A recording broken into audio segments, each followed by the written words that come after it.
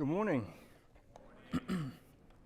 I am excited to be with you guys this morning to preach God's Word and particularly to get to celebrate some of our college students. As Emma said earlier, my name is Justin and I am the director of our college ministry here at Blueprint called Salt Company. And man, I just want to say that students, they're over here to the left. Man, me and Mitchell and Laney are super proud of you guys. You guys have worked hard all semester to not only be successful students, but to labor on your campuses to see God's kingdom come to Georgia Tech and Georgia State and Spelman and Oglethorpe and SCAD and Emory. And it is our joy to have the opportunity to shepherd you guys. It's a joy to lead you guys. It's a joy to see you guys run after Jesus with all of your hearts and to work hard as students to bring glory to His name. So can we just give a round of applause for the students?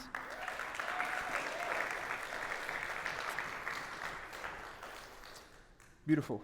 Well, as I thought about this week, as I thought about this sermon, I wanted to, and as I thought about these students as they're about to head out for the summer, I was like, man, what's a truth or a text that I think would be fitting to send people out with? And I couldn't think of a better one than Revelation chapter 5. So if you have a Bible, you can turn with me to the back. It's literally the last book of the Bible, Revelation chapter 5. I want to read verses 1 to 10.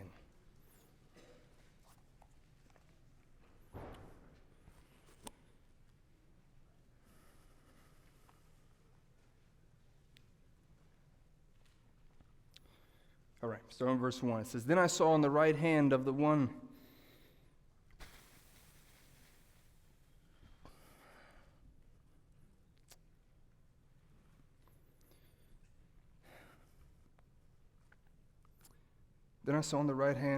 seated on the throne a scroll with writing on both sides, sealed with 7 seals. And I also saw a mighty angel proclaiming with a loud voice, 'Who is worthy to open the scroll and break its seals?' But no one in heaven or on earth or under the earth was able to open the scroll or even to look into it. I wept and wept because no one was found worthy to open the scroll or even look in it. Then one of the elders said to me, 'Do not weep. Look, the Lion from the tribe of Judah, the root of David, has conquered so that he is able to open the scroll and its 7 seals.' Then I saw one like a slaughtered lamb standing in the midst of the throne and the 4 living creatures and among the elders, and he had 7 horns and 7 eyes, which are the 7 spirits of God sent into all the earth. And he went and took the scroll out of the right hand of the one seated on the throne. And when he took the scroll, the 4 living creatures and the 24 elders fell down before the Lamb. Each one had a harp and golden bowls filled with incense, which are the prayers of the saints. And they sang a new song. 'You are worthy to take the scroll and to open its seals, because you were slaughtered and you purchased people for God by your blood from every tribe and language and people and nation, and you made them a king and priest to our God, and they will reign on the earth.'"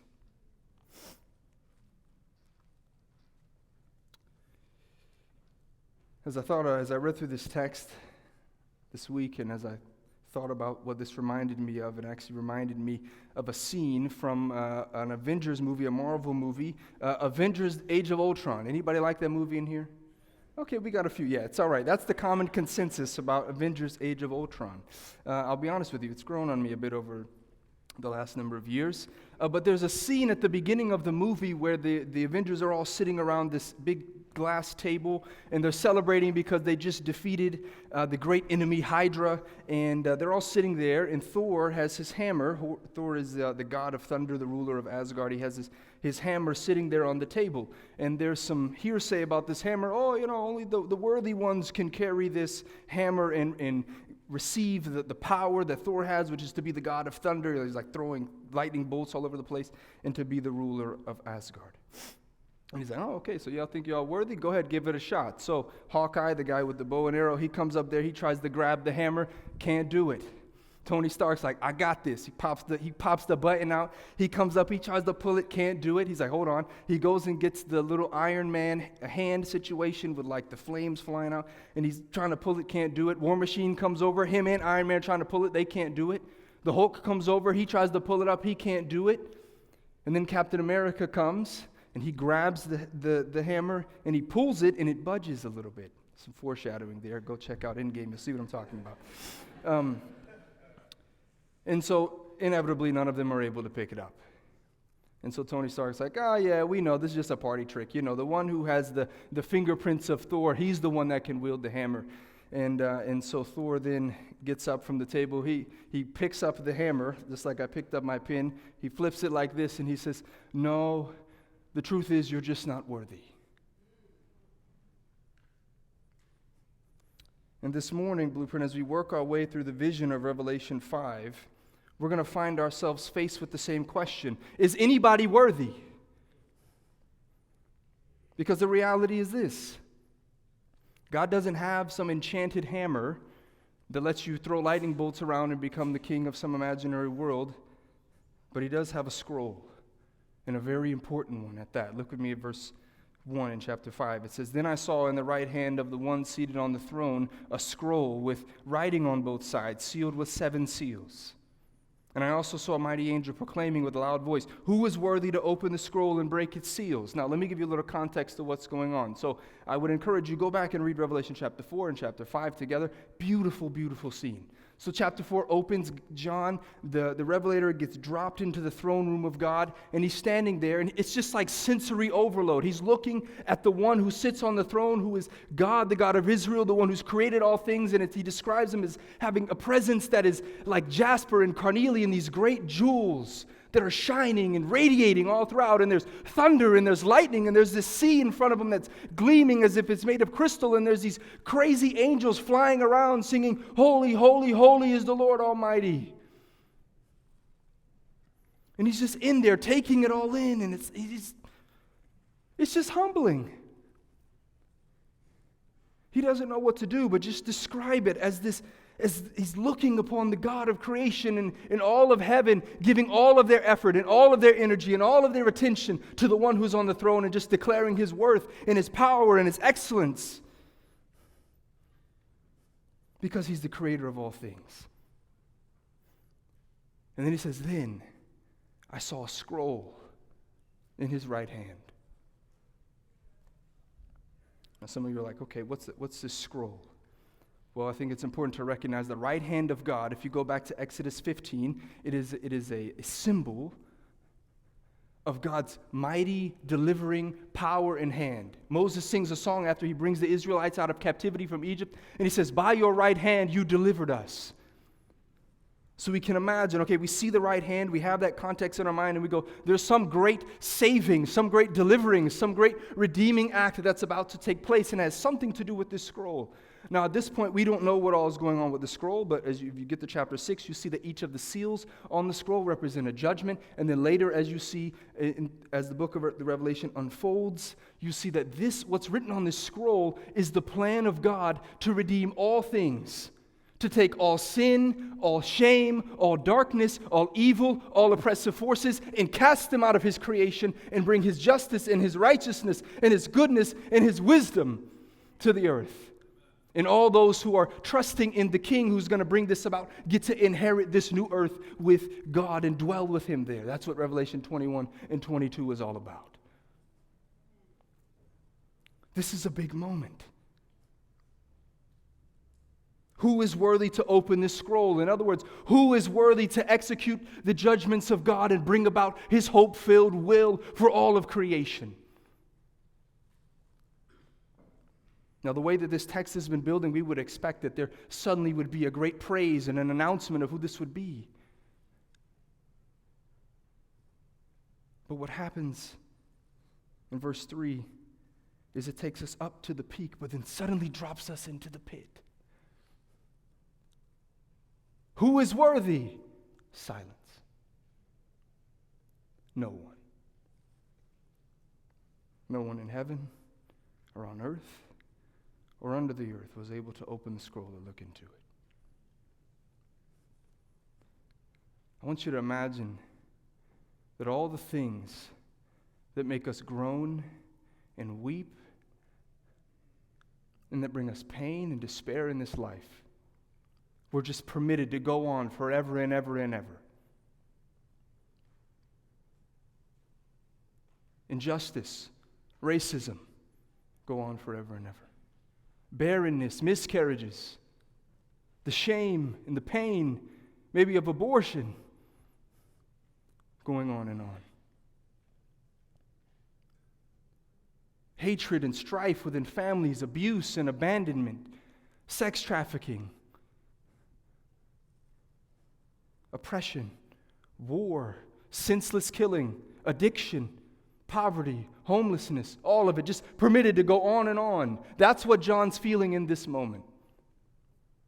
Because there's no one who's worthy in heaven and on earth to carry out the will of God, to redeem and restore and make all things new. This ought to humble us. Because it's simultaneously doing two things. One, it's telling us that we don't have the power within ourselves to make right all of the things that are wrong in our life. But two, it tells us that there's nobody else in all of creation that has the power or the authority or the ability to carry these things out that we often look to. Presidents, political parties, powers, rulers, governments, spiritual forces and powers. None of it, not even the angels and the living creatures, these beings that when they show up on the scene, people hit the floor and they worship them. And the angels go, no, stand up. I'm not the one who's worthy of worship. Even them, the one who bring about fear and reverence to God's people, they're not even worthy to do it. And John weeps because he recognizes that at this point, things are looking bleak. It's hopeless. Maybe you find yourself there this morning in a place of desperation, longing for hope, longing for peace, longing for rest, longing for redemption, longing for forgiveness, longing for someone to wipe away the shame that you feel for things you've done in your life.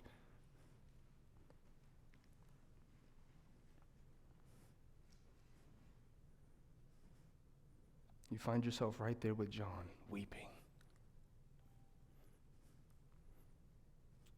In just a verse, what John's going to do is he's going to take us from the pit of hopelessness to the peak or the pinnacle of hope. Look at verse 5. Then one of the elders said to me, "Do not weep. Look," some of your translations may say, "Behold, the Lion from the tribe of Judah, the root of David, has conquered so that he is able to open the scroll and its 7 seals." We've just been brought from the pit of despair to the pinnacle of hope. And in that we see that there is a conquering king sitting on the throne. How do I know that it's a king? Well, one of the things here's a little note that's helpful when you're reading Revelation. This isn't just a book that's just telling about all the things that are going to happen in the future that we need to suddenly read the stars and try to predict. There's a lot of language in here that takes us actually back in the Bible. This is at least one of them. There's a bunch of them in this text, but this is one of them.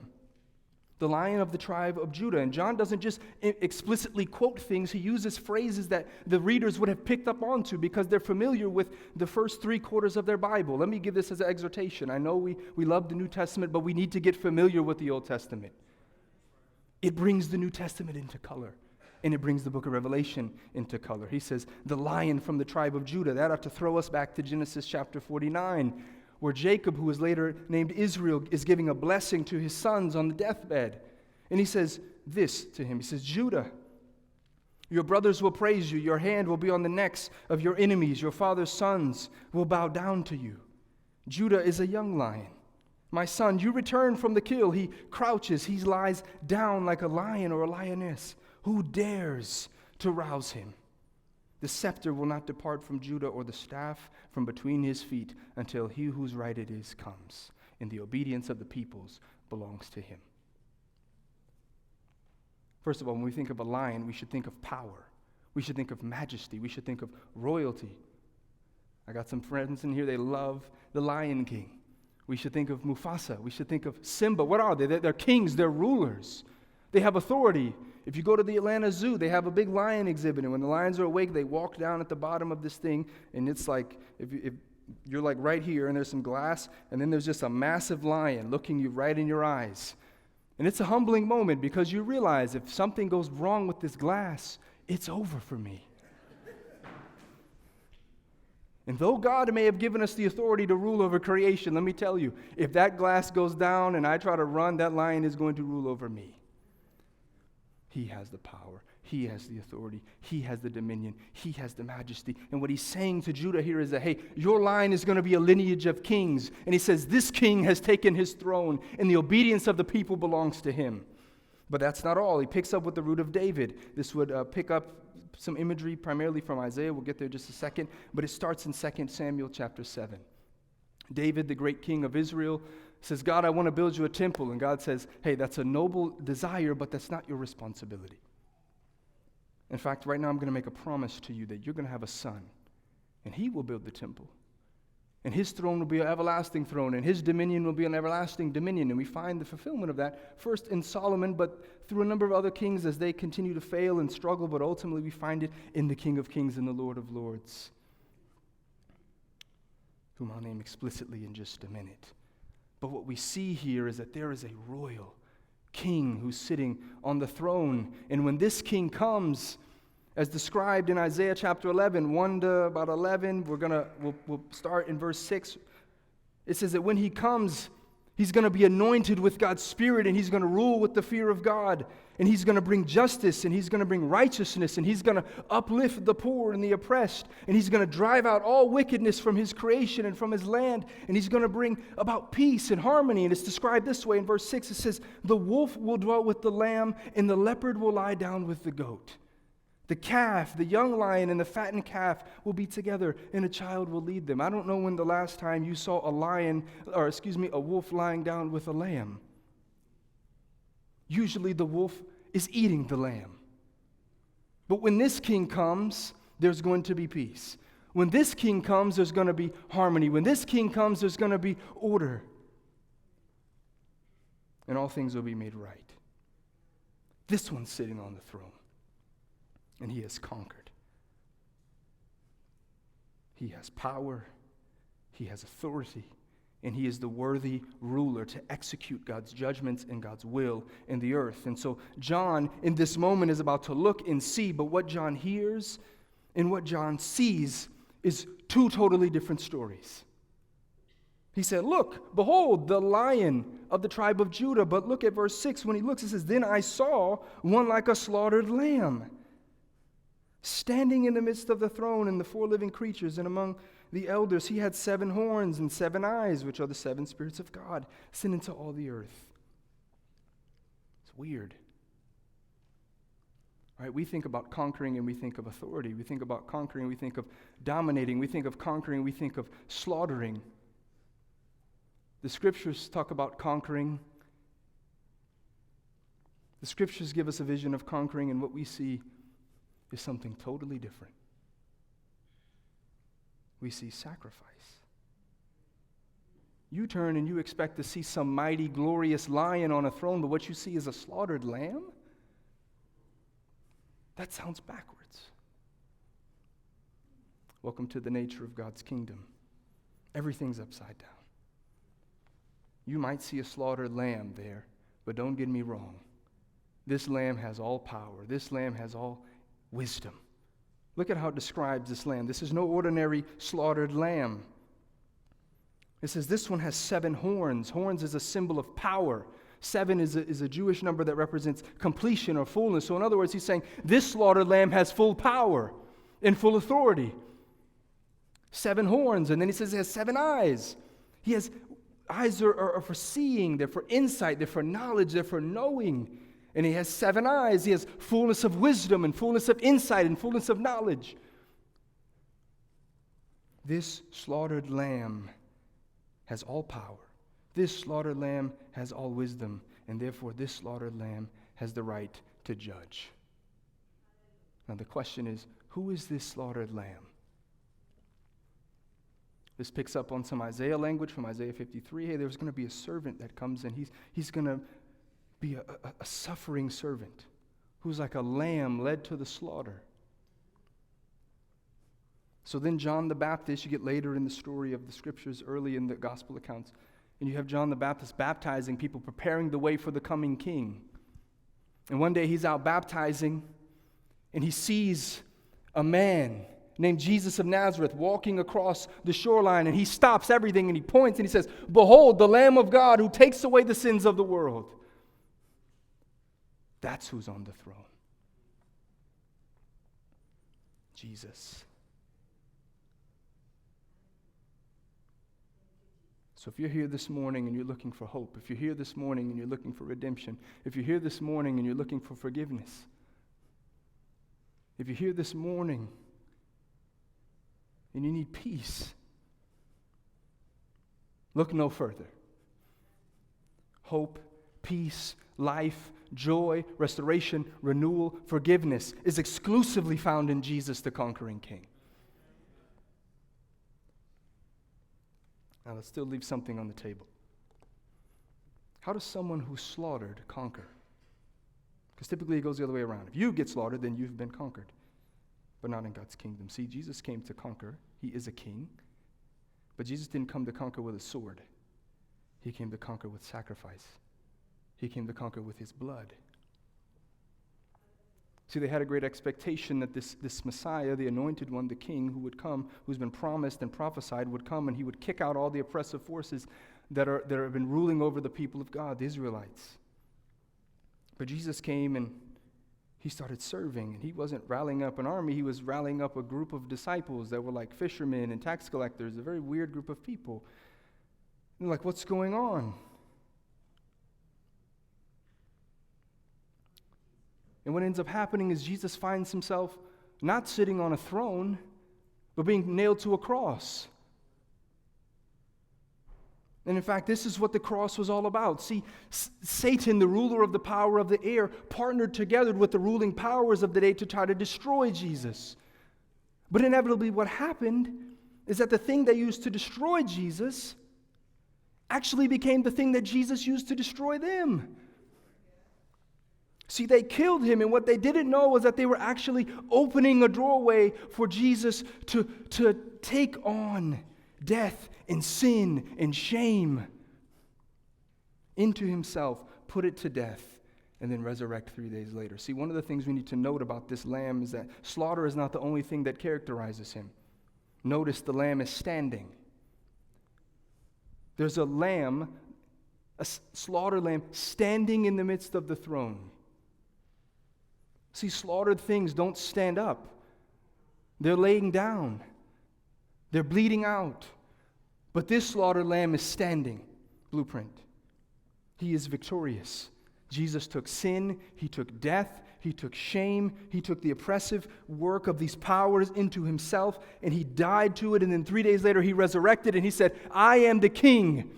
Over all these things, I have all authority in heaven and on earth, and I am the one who is worthy to execute God's will in the world, to bring about the renewal of all things. So what I want you to see this morning, Blueprint, is that Jesus is not some mythological ruler who wields a cool hammer. No. Jesus is the real, rightful, worthy ruler of all creation who gave himself and victoriously rose so that he could bring about renewal to the world and to people who deeply need it. So I ask you this morning, is Jesus your king? Is your hope in him?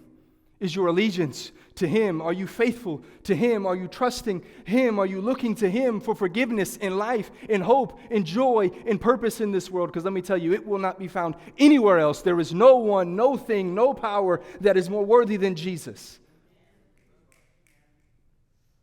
He is the real, rightful, worthy ruler of all creation. And the best thing that you could do with your life is surrender to him. The best thing that you could do with your life is surrender it to the rightful, worthy ruler of all creation, and his name is Jesus.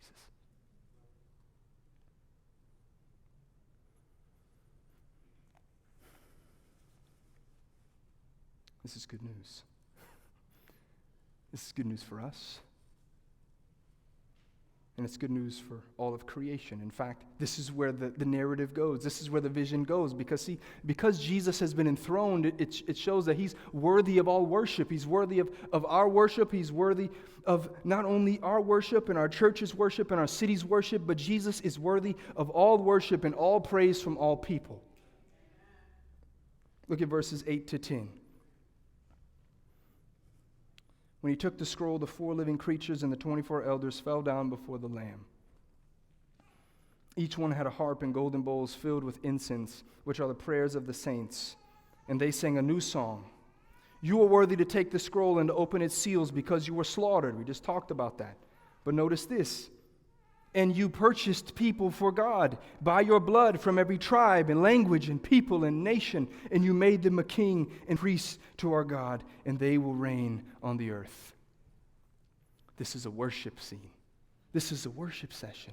You see angels with harps and you see angels with bowls. Let me make a quick aside really quick. There might be some of you in here that are like, I've been praying to God and I just don't know if he hears me.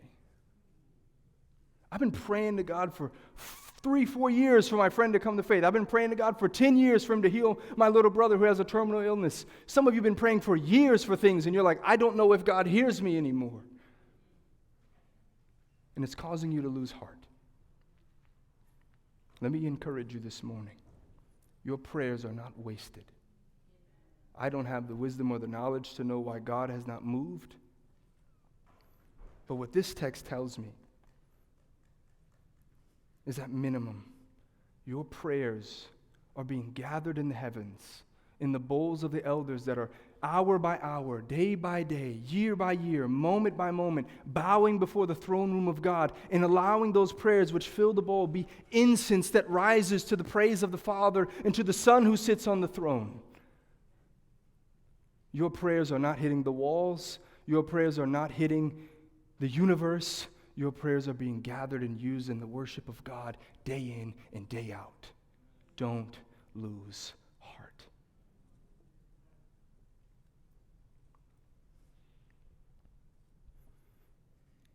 As I was saying, Jesus is worthy of all praise from all people. And that's because he's purchased the worship of people from every nation, every tribe, every tongue, and every language. You purchase people for God by your blood from every tribe and language. I love this language. Purchased or ransomed or redeemed. I don't know if anybody's seen the movie Captain Phillips in here. Captain Phillips, he was a real man. He was a captain of a big ship and a cargo ship, and he was sailing to Africa, and they were like, hey, dude, you shouldn't go out there. You know, there's pirates. They're going to take over your ship. He's like, nah, I'm going. So he goes. And sure enough, pirates take over the ship, and they capture Captain Phillips, and they tell the government, they're like, hey, we got Captain Phillips in captivity, or we have him hostage, $10 million, and we'll give him back. $10 million was the ransom payment to set the captive free.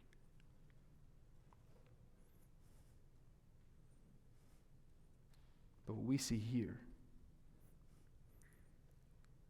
is that there was a ransom payment that wasn't made millions of dollars or zillions of dollars. It was made with blood. The blood of Jesus. See, the truth of the matter is that if you were a Christian, if you're a Christian in here, if you're a follower of Jesus, that you once were in captivity. If you're not a follower of Jesus in here, then you are in captivity. To the kingdom of darkness, to the rule of the enemy. You're in captivity to your sin. You're in captivity to your flesh. You're in captivity to this world. And its path is towards death. But God in his kindness sent his son Jesus to shed his blood on a cross 2,000 years ago so that he might pay a ransom payment to buy you out of that captivity, so that you might experience freedom in the kingdom of light and under his reign. If you stand as a follower of Jesus this morning, know that you have been ransomed with priceless blood. But the truth of this text is not just simply that happened for you. This happened for people from every nation, every tribe, and every language. See, Jesus doesn't just avail salvation for the nations, but he's secured it. There will be people from every nation, from every tribe, from every language who will stand before him and will worship with him and will reign with him and will rule in the new creation with him. That is secure. That I can promise you. But there is one problem this morning. So the reality is that not every nation, not every people group, not every language, nor every tribe has people that worship Jesus in it. See, right now in the world, at least this study done a few years ago, there are 17,461 people groups in the world. And as it stands, there are still 7,432 unreached people groups in the world. Just so you get an idea of what that means, that equates to about 3 billion people that are unreached. Now some of you might be like, okay, what's unreached? Unreached means that these people will be born, they will live, they will die, and they will spend an eternity separated from God because they never heard the truth about Jesus. Because there is no Christian there who can tell them. There is no church there which is filled with the followers of Jesus to tell them. There's no Bible. For a lot of these tribes, there's not even a word of Scripture that's translated for them. You say, what's the Bible? They're like, I have no idea. I've never heard of that. I can't tell them, hey, flip to Genesis 49 because they don't even have a Bible to open. Some of them only have a page of the Bible. Some of them only have a book of the Bible. But what I'm saying is there are thousands of groups of people that make up over 42% of our population that have no clue and no hope, seemingly, of ever hearing about the name of Jesus. But what this text tells us is that Jesus has secured the salvation and the worship of people from these people groups. But the reality is that the vision doesn't match our reality. It doesn't match our world. It doesn't match our present circumstance. So what are we going to do about that this morning, Blueprint? That's the question on the floor. Jesus has ransomed people from every nation, tribe, and tongue, and yet there are still 3 billion people in the world who have no clue who Jesus is. They have no idea.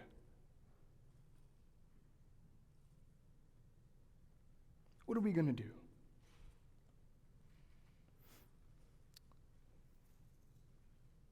Because the reality is that will happen. There will be at least one people. There will probably, or at least one person. By the nature of the language, I'm inclined to think there will be people, and lots of them, from these people groups that will be worshiping Jesus. So how do we see that come to bear? Verse 10. We live as a kingdom and as priests of God who reign on the earth. Look at verse 10. It says, you made them a kingdom and priests to our God, and they will reign on the earth. Now that sounds weird. You're like, Justin, what are you talking about? Living as a kingdom and priests. This is another one of those phrases that has roots in the Old Testament. I told you, it's all over the place. This is just one chapter. In Exodus chapter 19, verse 6, you see this idea where God has just redeemed his people out of the captivity in Egypt and has brought them to the promised land and is about to give them the law, or at least he's brought them to Mount Sinai. They're on the other side worshiping him, and he's going to give them the law. And he says, if you obey this, you will be a kingdom of priests. And you will be a nation that bears my name to all the other nations in the world. In other words, from the very beginning of the Scriptures, what we see is that the mission of the people of God has always been to show God's holiness, God's goodness, God's wisdom, and God's glory to the world. That is the mission, that is the purpose, that is the vocation of the people of God. To show God's holiness, His goodness, His wisdom, and His glory to the world. And let me be honest with you. That didn't just start in the Exodus narrative. It actually started in the garden. See, God, when He created the world, He established this place as His kingdom that He rules over. And then He took us and He set us in the midst of the kingdom. And He says, I'm going to share my authority with you to rule over this. And you're going to be my image bearers. In other words, you operate and you rule over the earth and you share and you show my glory and my wisdom and my goodness to the rest of creation and you spread it throughout the rest of the world.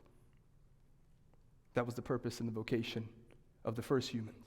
Then we see in Exodus, right, God raises up a literal kingdom in the people of Israel. And he gives them a law, and he says, I'm going to set you out as a chosen nation amongst people to show my wisdom and my glory and my goodness and my holiness to the nations. For a period of time, they do it, and then there's a lot of times they don't, and they end up in exile. God says, I'm going to redeem my people because I'm not giving up on them. I am set on having people represent my name into the end of the world. And so what does he do? He sends his son Jesus, who is a king priest. That's what we see, a lion and a lamb. A king who rules in power and a priest who offers sacrifices to God.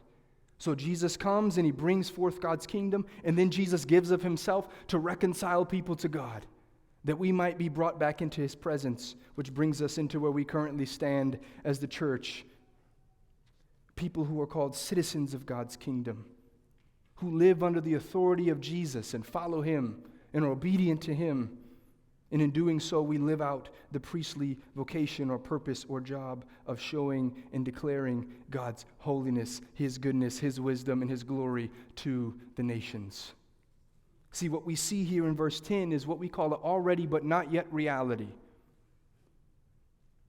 What's promised here in this vision in Revelation 5, verse 10, is that there will be nations, that all the nations of the world will be this kingdom and priests who are submitting to the reign of Jesus and are reigning on the earth, carrying out his goodness and his glory and his holiness and his goodness.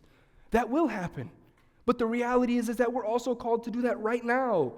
We are citizens in God's kingdom. We are a royal priesthood. We are a chosen race, and we are called to carry out these purposes now. The question is, will we join him in accomplishing his will on the earth amongst all peoples? What I want us to see is that this is what we've been created for, and this is what we've been redeemed for, to live as a kingdom and as priests to our God. And not only is this the reality for us, but this is the reality for the nations. There are people waiting for someone to bring this good news to them, and they don't even know it. This reminds me of a story of one of our missionary families. They're named the Hamples. Some of you might have their card. It looks a little bit like this.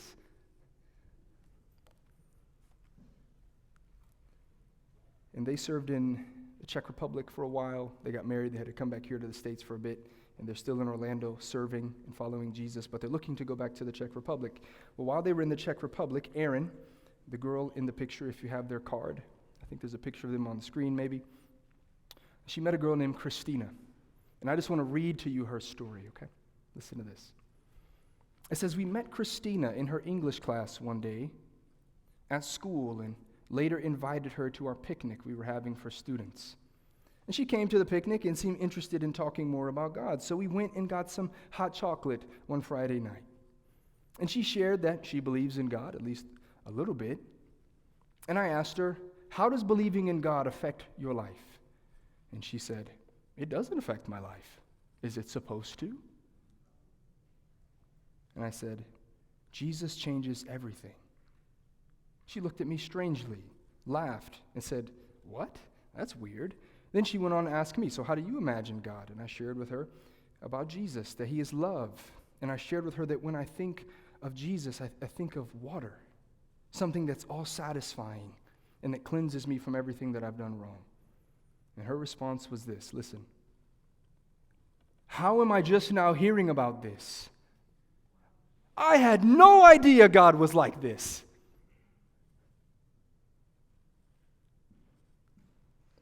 So I asked her how she imagined God. And her response was, I've always imagined him as a hedgehog, because the word hedgehog and Jesus sound a lot alike in Czech. I always liked that part of the story. She believed in God but knew nothing about Jesus. I'll say that again. She believed in God but knew nothing about Jesus.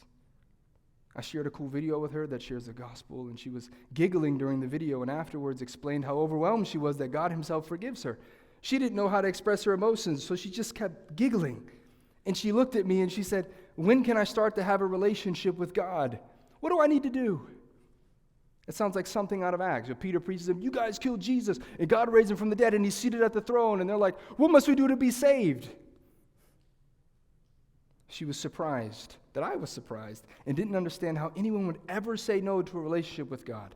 So I shared the gospel with her just to make sure she understood what God was inviting her into, and she stopped me and said, "You just explained the same thing to me in 3 different ways over the past 2 hours. I told you, I want a relationship with God. I get it. Let's do this." I love how blunt she was there and says, the girl knew who she wanted. Jesus was calling her name, and she was eager to say yes. So right there in Starbucks at a table, we were sharing with other people. I spoke to God in English, and she repeated in Czech. And she kept stopping and would say, "I can't believe that we're talking to God." After giving her life to Christ, I asked her how she felt. And she said something that spoke straight to my heart, and I hope it speaks to yours too. She said, "I feel brand new. I feel saved. I feel like the best friend I've been waiting for now lives inside of me." Here's the truth blueprint. Jesus purchased the worship of Christina. But Christina didn't know it. She hears the good news of Jesus and she goes, "This is what I've been waiting for my whole life."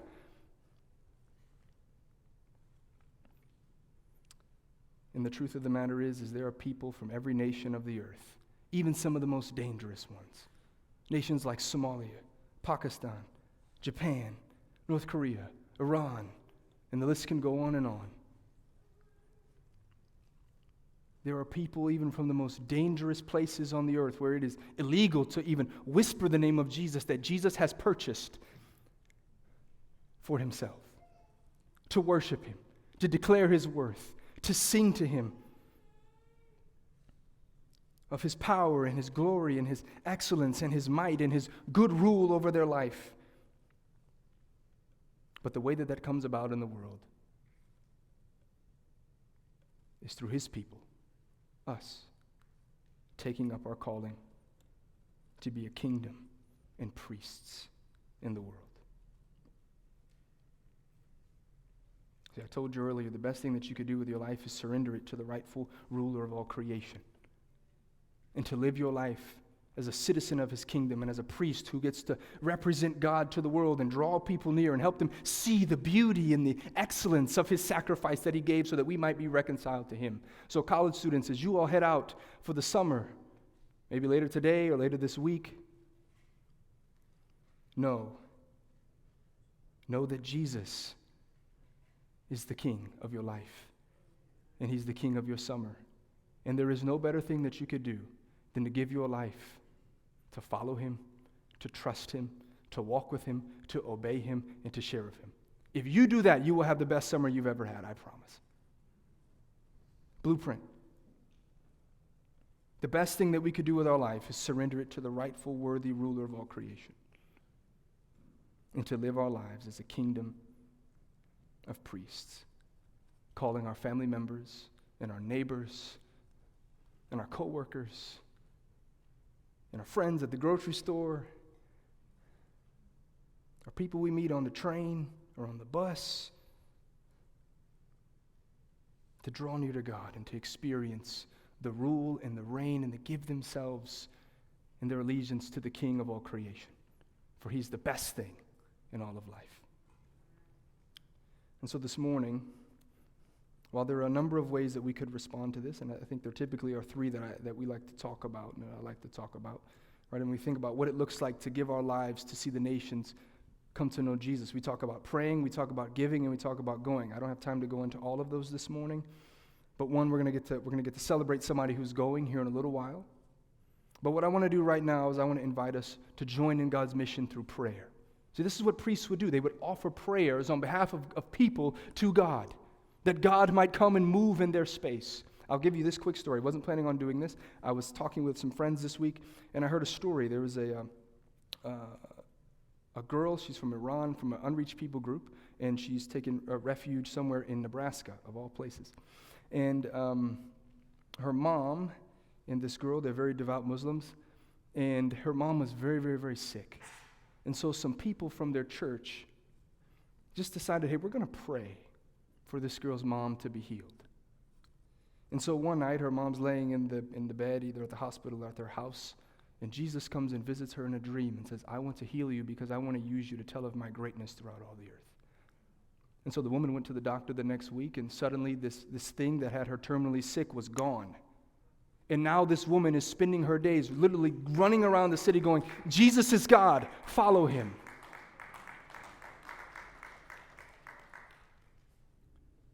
You know why that happened? Because God chose to move graciously in response to people's prayers.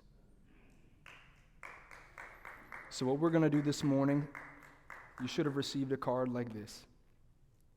It has a picture of some missionaries that have been sent out from our church, some the Hamples, some Caitlin, some the Youngs, some the Marambos. And I just want to invite us to pray. Pray for them. Pray for the people they're reaching. Some of them are doing specific work amongst unreached people groups, Circassian people. Caitlin has a desire to go to North Korea. I just want us to take a moment to pray. So, does anybody here not have a card? Raise your hand if the host could bring one to them. So what I'm going to do is I'm just going to give us a few minutes where we can pray, and then I'll close this out.